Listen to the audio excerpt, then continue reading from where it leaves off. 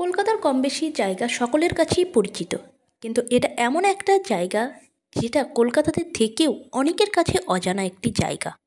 এটা হলো মাইশোর গার্ডেন, যেটা কেওড়াতলা মহাশ্মশানের ঠিক পাশেই অবস্থিত। দক্ষিণ ভারতের আদলে তৈরি, তো এটা কোথায় অবস্থিত, কিভাবে যাওয়া যায়, টিকিট মূল্য কত, সমস্ত ডিটেলসে থাকছে এই ভিডিওতে। হাওড়া থেকে যে কোনো কালীঘাটগামী বাসে উঠলে কিন্তু পৌঁছে যাওয়া যাবে এই মাইশোর গার্ডেন, অথবা কালীঘাট মেট্রো স্টেশন থেকে হেঁটে মাত্র 10 মিনিটের পথ এই মাইশোর গার্ডেন। এখানে প্রবেশ করতে কোনো টিকিট মূল্য কিন্তু লাগে না, আর এটা ওপেন থাকে দুপুর 2টো থেকে রাত্রি 8টা পর্যন্ত। মাইশোর গার্ডেনের ভেতরে যে মন্দিরটি আছে এটা হলো ভগবান বিষ্ণুর মন্দির, আর তার পাশেই ছোট করে আছে শিবের মন্দির। তো এই মাঝখানে যে গার্ডেনটা, এখানে কিন্তু প্রবেশ নিষিদ্ধ।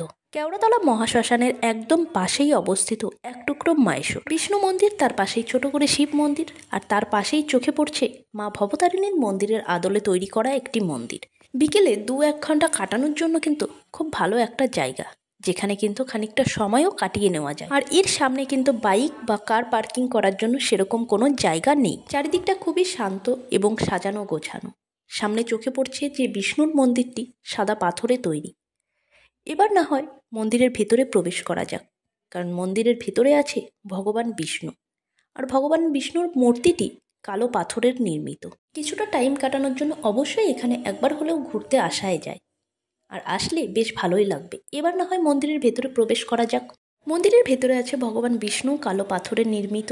তো এবার না হয় মন্দিরের বাইরেটা আরও একবার ঘুরিয়ে দেখানো যাক।